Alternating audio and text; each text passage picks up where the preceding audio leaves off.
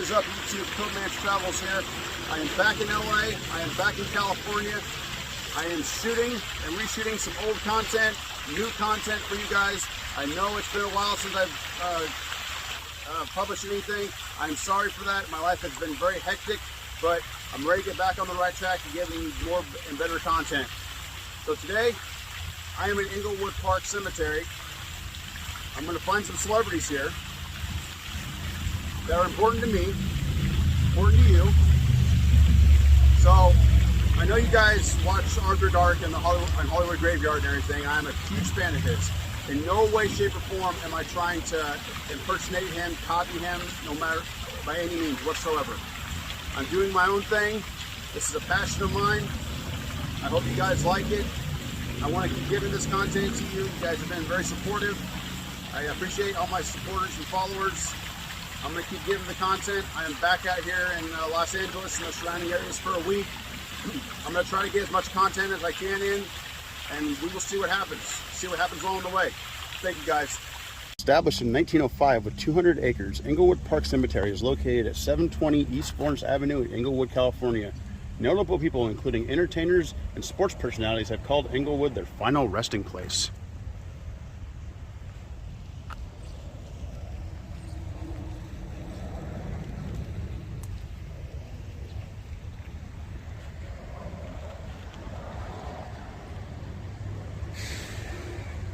Second floor of the Sunset Mission Mausoleum, Sanctuary of the Bells, Crypt 1063, is Miss Etta Jane Fitzgerald. She was born April 25th, 1917 in Newport News, Virginia. She was an American jazz singer who was known for her purity of tone, phrasing, timing, impeccable diction, and intonation. Fitzgerald made her debut at the young age of 17 in 1934 at the Apollo Theater performing at amateur nights, winning her first prize for singing Judy and the Object of My Affection. She recorded up to 150 songs with bandleader Chick Webb's orchestra between 1935 to 1942. With the decline of the swing era and touring big bands, a major change in jazz music occurred with the start of bebop, which led to new developments to Fitzgerald's vocal style, and it has then that she started including scat singing in her performances. She would collaborate with musical legends such as Louis Armstrong, Count Basie, Duke Ellington, and the Ink Spots. These partnerships would produce some of her best-known hits such as Dream a Little Dream of Me, Cheek to Cheek, and To Each Life Some Rain Must Fall, and It Don't Mean a Thing If I Ain't Got That Swing. With a career spanning nearly 60 years, she would earn herself 14 Grammy Awards, the National Medal of Arts, the NAACP's President's Award, and the Presidential Medal of Freedom. Her career and legacy earned her the titles of the First Lady of Song, Queen of Jazz, and Lady Ella. Ella Fitzgerald passed away on June 15th, 1996 from a stroke at age 79.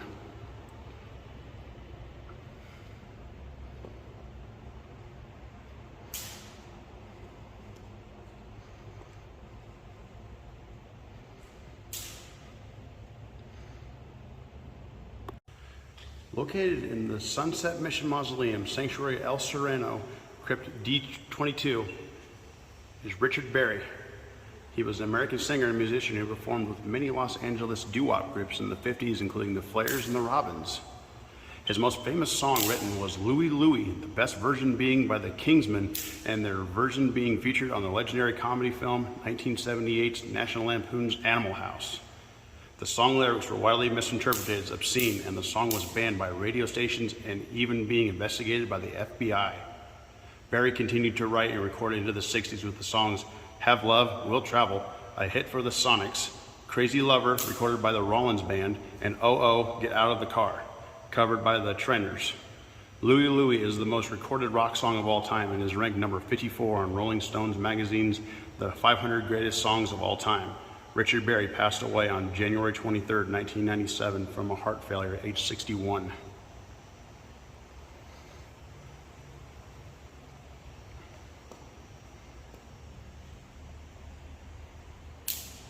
Coming off the main road right here, this right here is Capistrano Court, and over here in the middle, Memorial Panel 43. And if you come to row F3, you will find LaWanda Page, aka Honesta, whose real name was Alberta Peel. She was born October 19th, 1920 in Cleveland, Ohio.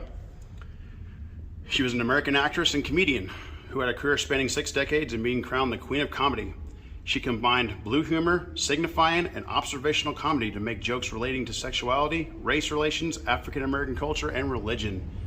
As the title implies, her most famous role was as Honesta, the sister-in-law of Red Fox's Fred G. Sanford on the iconic comedic television show Sanford and Son.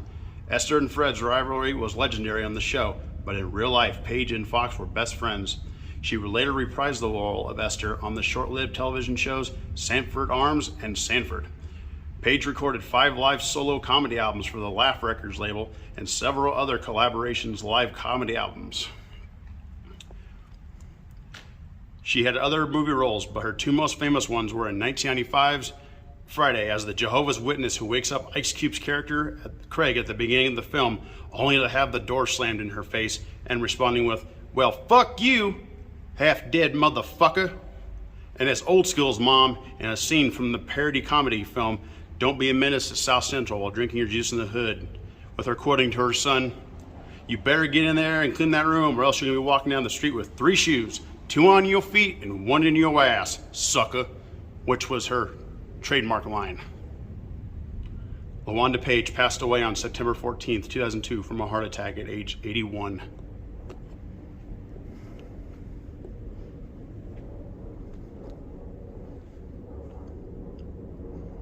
Sucker.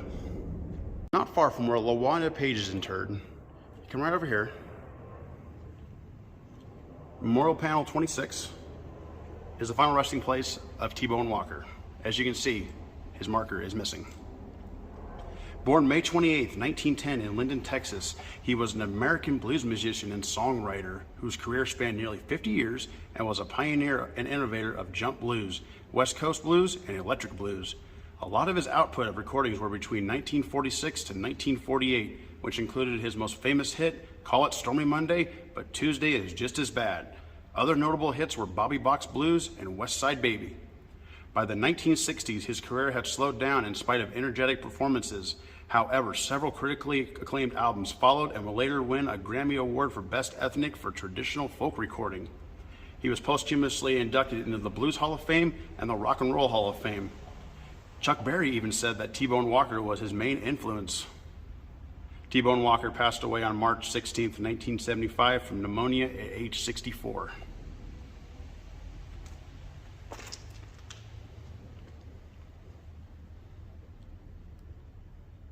I made my way to the Mausoleum of the Golden West. You come down this hallway, this is known as Sanctuary of Reverence. If you go straight to your right, this is the alcove of music. You will find the cremation niche and final resting place of Cesar Romero. He was born January 1st, 1907 in New York. He was an American actor whose career in film, radio, and television spanned nearly 60 years. His most famous role was on the 1960s television series Batman as the villainous Joker. Romero refused to shave his signature mustache, so they applied the white face makeup over it. He was the first actor to portray the Joker. The character was included in TV Guide's list of the 60 nastiest villains of all time. He had a wide range of screen roles that included Latin lovers, historical figures, and characters in domestic comedies. For his contributions to motion picture and the television industry, he has 2 stars on the Hollywood Walk of Fame. Cesar Romero passed away on January 1st, 1994 from a blood clot at age 86.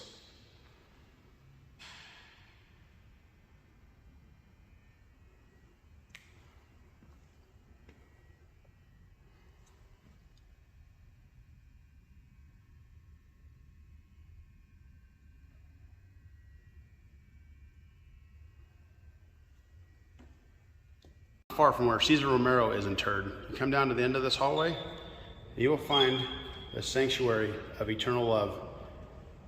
And at Crypt A32, you will find the final resting place of the legendary Ray Charles. Born September 23rd, 1930 in Albany, Georgia, he was an American singer, songwriter, and pianist whose career spanned nearly 60 years, and he is regarded as one of the most iconic and influential singers in history. Blinded by glaucoma during childhood, Charles furthered his musical talent by learning to play the piano and learning how to use Braille music. Charles pioneered the soul music genre by combining blues, jazz, rhythm, blues, and gospel. Charles also became one of the first black musicians to be granted artistic control by a mainstream record company. His most famous hits include Georgia on My Mind, Hit the Road Jack, What I Say, I've Got a Woman, The Little Girl of Mine, A Fool for You, Drowning My Own Tears, Busted, and his gospel version of America the Beautiful, and many more. For his musical contributions, he received the Kennedy Center Honors, the National Medal of Arts, and the Polar Music Prize. In 1986, he was inducted into the Rock and Roll Hall of Fame, later on in the Georgia Music Hall of Fame, the Rhythm and Blues Music Hall of Fame, the Country Music Hall of Fame, and the Black Music and Entertainment Walk of Fame. He won 18 Grammy Awards, the Lifetime Grammy Achievement Award, and being ranked as one of the greatest singers of all time on many lists and magazine rankings. Charles had multiple singles reach the top 40 on various Billboard charts, 44 on the US R&B singles chart, 11 on the Hot 100 singles chart, and 2 on the Hot Country singles chart. He would become one of the most influential artists of all time, inspiring many more music legends, including Elvis Presley, Aretha Franklin, Stevie Wonder, Van Morrison, Billy Joel, and many more. Ray Charles passed away on June 10, 2004 from liver failure at age 73.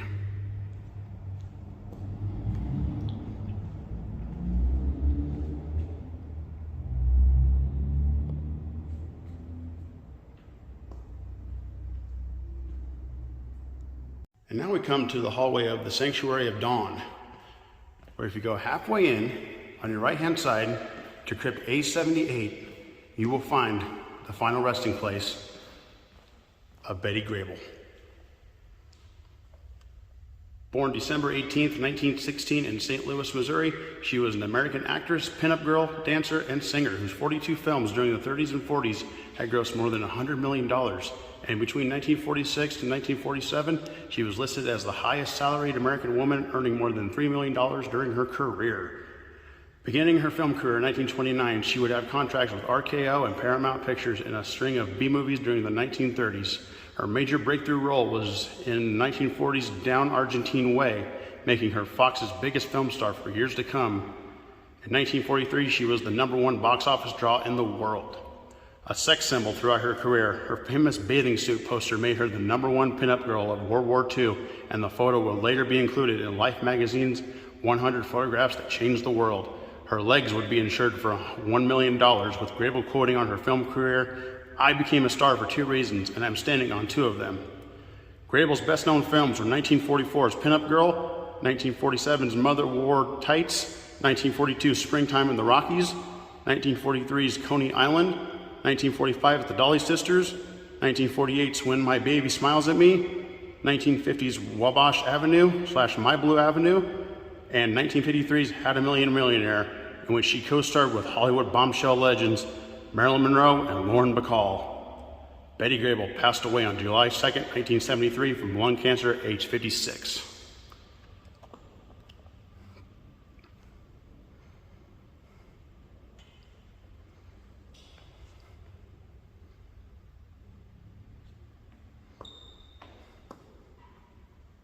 From the road, you will come into the Garden of Chimes Mausoleum, and at Building D, number 32C, you will find the legendary Etta James. Born January 25th, 1938 in Los Angeles, California, she was an American singer with a vast genre and performances that included gospel, blues, jazz, soul, and R&B. Her career spanned nearly 60 years and produced hits such as The Wallflower, At Last, Tell Mama, Something's Got a Hold on Me, and I'd Rather Go Blind. She won 6 Grammy Awards, 17 Blues Music Awards, was inducted into the Rock and Roll Hall of Fame, the Grammy Hall of Fame, and the Blues Hall of Fame. She was ranked the 22nd out of 100 on Rolling Stone's list of the greatest singers of all time, and number 62 on the 100 greatest artists of all time list. She has influenced a wide variety of musicians, including Diana Ross, Janis Joplin, Bonnie Raitt, Christina Aguilera, and many more. Etta James passed away on January 20th, 2012 from leukemia at age 74.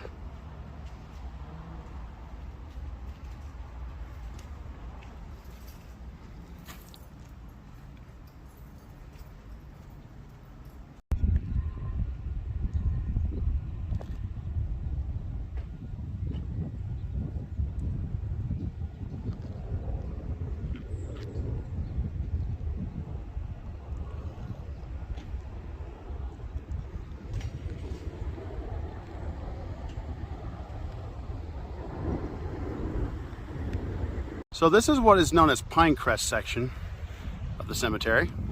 If we come up the hill here,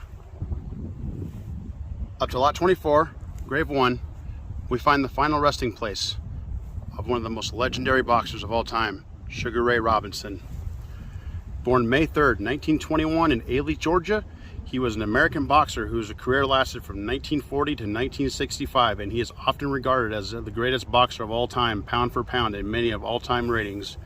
Jumping from amateur to professional in 1940, and by 1951 had a professional record of 129 wins, 1 loss, and 2 no contests.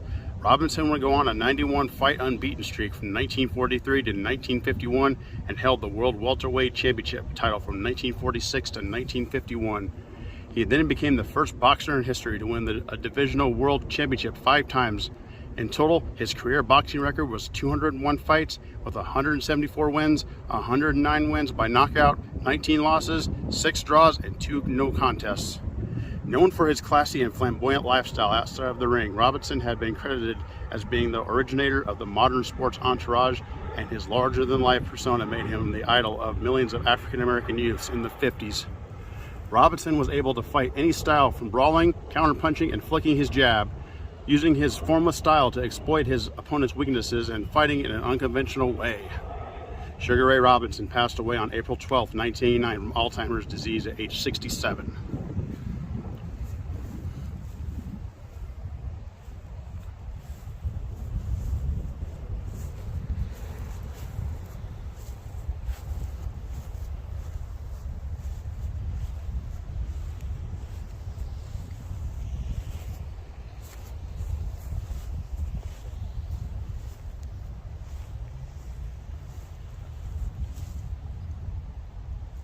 So coming off the road here, this is Rose Hill section. If you go into lot 70, grave A, you will find the final resting place of Allan Rocky Lane. Born September 22nd, 1909 in Mishawaka, Indiana. If I spelled that wrong, I'm sorry. An American actor whose career spanned from 1926 to 1966, appearing in more than 125 films and TV shows, starring in many cowboy B-movies in the 40s and 50s, but he will always be famously known for his portrayal of Red Ryder in several of the character's films, and as the voice of talking horse Mr. Ed on the television series. Between 1947 and 1953, he made over 30 B-movie westerns with his faithful horse, Blackjack. Allan Rocky Lane passed away on October 27, 1973 from cancer at age 64.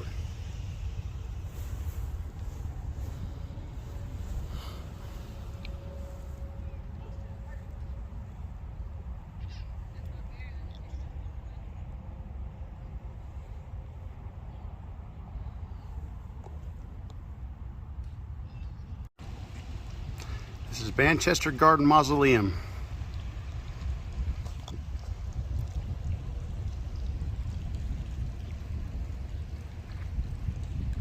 There are many different crypts here, and a couple of celebrities we're going to go find.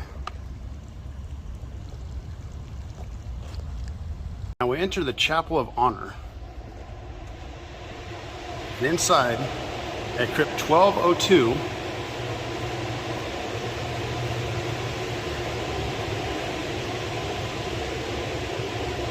is Johnnie Cochran. Born October 2nd, 1937 in Shreveport, Louisiana, he was an American attorney who was best known for the defending and acquittal of O.J. Simpson for the murder of Nicole Brown Simpson and her friend Ron Goldman. Passing the California bar exam in 1963, he took a position as deputy city attorney in the criminal division for the city of Los Angeles. Soon after, he entered private practice, opening up his own firm, Cochran, Atkins, and Evans. In 1978, he returned to the Los Angeles County District Attorney's Office and began to strengthen his ties with the political community. In most of his cases, he would represent plaintiffs in tort actions and oppose tort reform. Cochran's well-honed rhetoric and flamboyance in the courtroom was described as theoretical. He was an early advocate for victims of police brutality and known for his skills in the courtroom. He represented many big-name celebrities, including Sean Puffy Combs, Michael Jackson, Tupac, Jim Brown, Snoop Dogg, and Stanley Tookie Williams, who was one of the founders of the Crips. At Simpson's trial, Cochran uttered the famous phrase, "If it doesn't fit, you must acquit." Cochran successfully convinced the jury that the prosecution did not prove Simpson guilty beyond a reasonable doubt and that police had planted evidence against him. Johnnie Cochran passed away on March 29, 2005 from a brain tumor at age 67.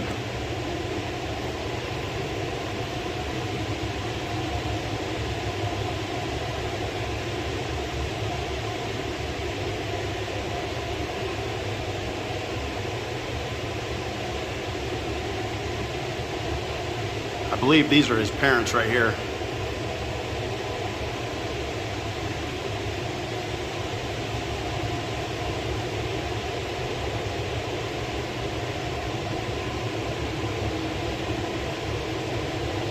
So right there is the Chapel of Honor. Come right over here and we go into the Chapel of Freedom. At crypt D5, we find Robin Harris. Born August 30th, 1953 in Chicago, Illinois, he was an American actor and comedian best known for his comedic sketch, Bebe's Kids. In the mid-'80s, he worked at the Comedy Act Theater, gaining him a mainstream following with his old-school brand of humor. In 1988, he made his acting debut in I'm Gonna Get You, Sucka. After that, he had roles in Do the Right Thing, Harlem Nights, and House Party. Sadly, on March 18th, 1990, Harris died in his sleep from a heart attack at just 36 years old. Life and career cut way too short for an amazing comedian.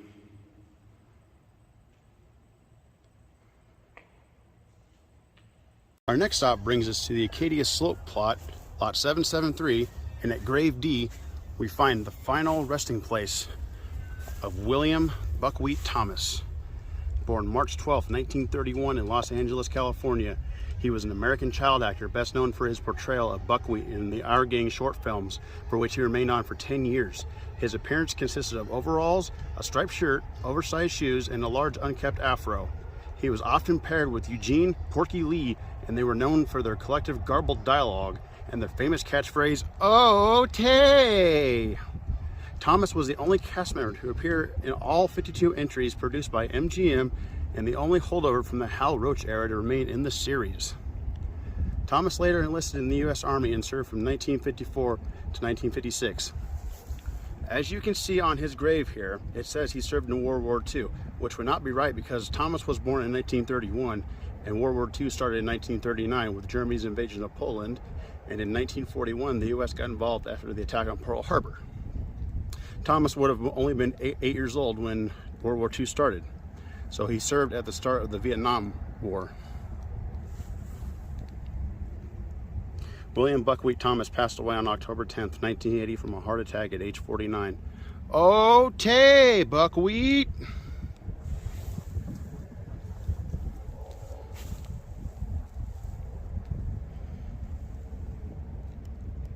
My next stop brings me to Park Terrace section, lot 628. Trying to find a very hard to find grave. I've seen people struggle to find where it was at. I myself had trouble finding it until I looked back and found the final resting place of Robert Kardashian. Born February 22nd, 1944 in Los Angeles, California, he was an American attorney and businessman who was most famous for being the defense attorney for his friend O.J. Simpson at his 1995 murder trial. Attending USC and graduating in 1966 with a degree in business administration and later earning his law degree, Kardashian decided to go into business and co-found the trade publication Radio and Records. Kardashian also pioneered the idea of playing music between movies in a theater, later starting it as a company called Movie Tunes. Kardashian had let his law license become inactive before the Simpson case, but he reactivated it to aid in Simpson's defense. Kardashian, along with Johnnie Cochran and Robert Shapiro, were known as the Dream Team. Kardashian couldn't be compelled or subpoenaed to testify against Simpson. A few years after the trial, Kardashian had begun to question Simpson's innocence, and they ultimately stopped talking to each other. He married Chris Hutton. I think that's right. Hutton? Yeah, Hutton. in 1978, having 4 kids together: Courtney, Kim, Chloe, and Rob, all from the reality TV show Keeping Up with the Kardashians. Robert Kardashian passed away on September 30th, 2003 from esophageal cancer at age 59.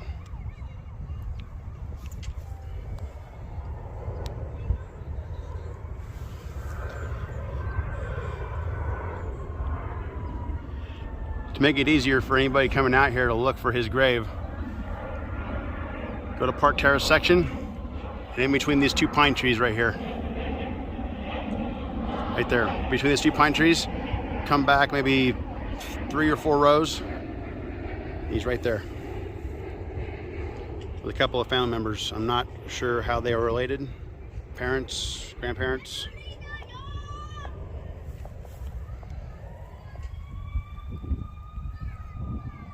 Final resting location of Robert Kardashian. On the road, we find ourselves in M plot, lot 2486-B, to find the final resting place, all the way back here against the fence, of Willie Mae Thornton, aka Big Mama Thornton. Born December 11th, 1926 in Ayrton, Alabama. She was an American singer and songwriter of blues and R&B who is famous for her first recording of the 1952 hit Hound Dog, later becoming more famous when the song was covered by Elvis Presley. She would also write and record the original version of Ball and Chain. Thornton's performances were characterized by her deep, powerful voice and strong sense of self.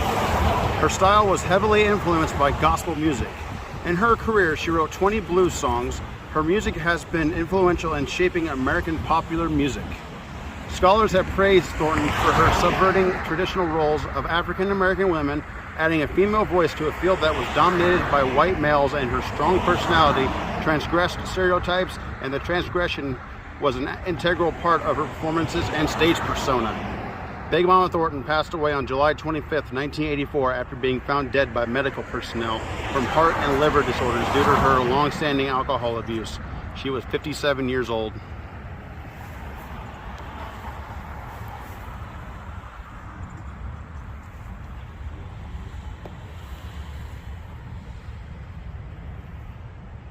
Final stop of the day here at Inglewood Park Cemetery. We find ourselves in Miramar plot, lot 131, grave 2, where we find the final resting place of Edgar Bergen. Born February 16th, 1903 in Chicago, Illinois, he was an American ventriloquist, comedian, vaudevillian, and radio performer whose career spanned over 50 years and introduced the world to the famous ventriloquist dummy, Charlie McCarthy. Bergen and McCarthy made their radio debut in 1936 on the Chase and Sanborn Hour, becoming an instant hit. Then in 1949, they were given their own show, The Charlie McCarthy Show, which ran until 1956. They made their television debut in 1950.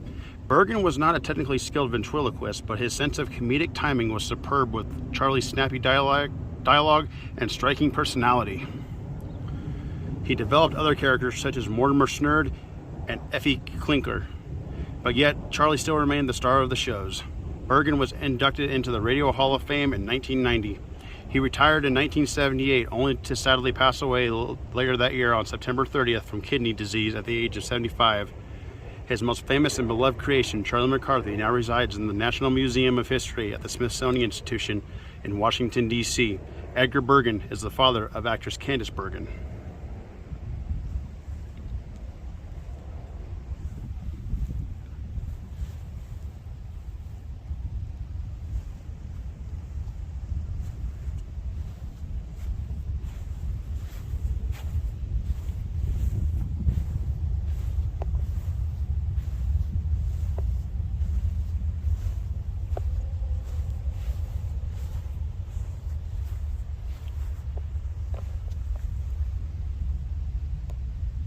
So in conclusion of my tour of Inglewood Park Cemetery here in Inglewood, California, I'd like to thank you for joining me.